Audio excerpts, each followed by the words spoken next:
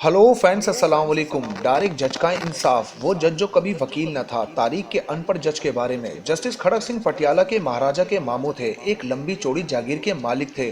जागीरदारी की यकसानियत से उकताकर एक दिन भांजे से कहा, तेरे शहर में सेशन जज की कुर्सी खाली है। उस दौर में सेशन जज की कुर्सी का ऑर्डर अंग्रेज वाइसर ए जारी करते थे।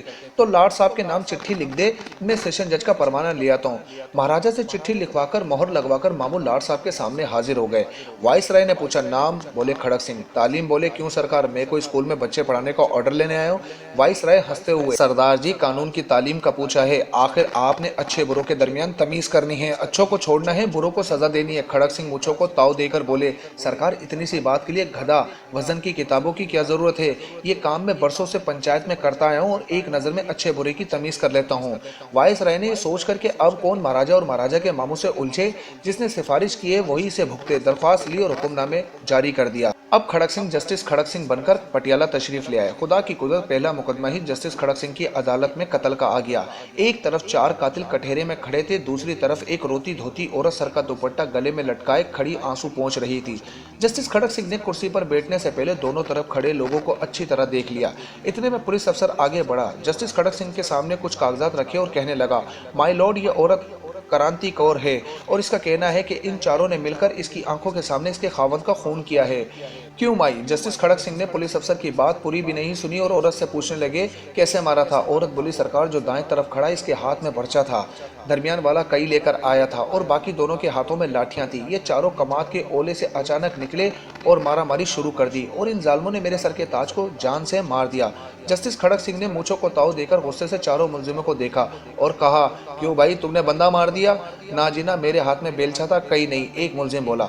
दूसरे मुलजिम ने बोला, जनाब मेरे पास पर्चा नहीं था, एक सोटी के आगे दरांती बंदी थी, पत्ते झाड़ने वाली।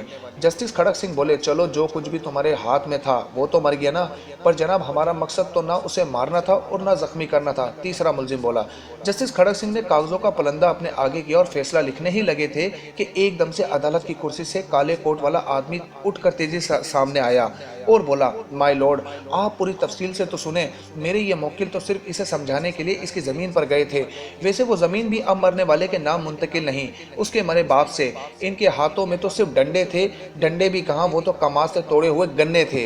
एक मिनट। जस्टिस खड़क सिंह ने काले कोट वाले को रोका और पुलिस अफसर को बुलाकर पूछा, ये काले कोट वाला कौन है? सरकार, ये वकील है, मुलजिमान का वकील। सफाई पुलिस अफसर ने बताया, यानी ये भी इन्हीं का बंदा हुआ ना जो इनकी तरफ से बात करता है। खड़क सिंह ने वकील से कहा, इधर खड़े हो जाओ कातलों के साथ। इतनी बात की और कागजों के पलंदे पर एक सतरी फैसला लिखकर दस्तखत कर दिए।